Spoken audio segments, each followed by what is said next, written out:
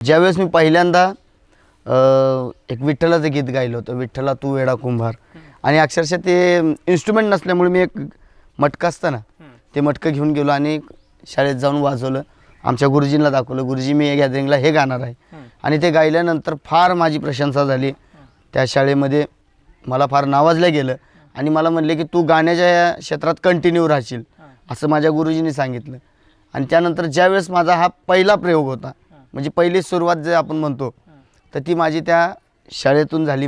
आमचे जे मामा आहेत, मामाच आहेत, तर त्यांच्यासोबत एकदा मी प्रल्हाद शिंदे यांना पाहिलं. म्हणजे प्रल्हाद शिंदे, आम्ही राहायला मठात होतो, गजानन महाराज मठ पंढरपूर या ठिकाणी. तर त्यावेळेस पहिल्यांदा मी कोणतर मोठी व्यक्ती पाहिली, जी आपण कॅसेटवर बघतो ती व्यक्ती आपल्या घरी आहे. आणि मग त्यांची महफिल बसली होती. प्रल्हाद शिंदे तबला वाजवत होते, त्यात आमचे मामा कीबोर्ड वाजवत होते, म्हणजे हार्मोनियम, थोडक्यात त्यावेळेस हार्मोनियम होता. आणि मग त्यांचं एक गाणं गाताना मी पाहिलं आणि पाहत असताना मला वाटलं पहिल्यांदा की आपण पण स्टेज शो करावे, मोठे मोठे कार्यक्रम करावे.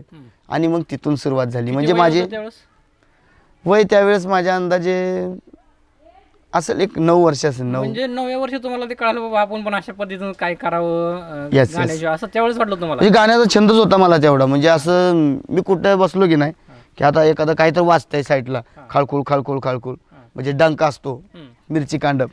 त्या मिरची कांडपवर सुद्धा कधी कधी असं वाटायचं की रिदम लागलाय, मग ह्याच्यावर गाणे म्हणू, असे गाणे म्हणत होतो. म्हणजे गाण्याचा नादच होता तो पूर्वीपासून मला.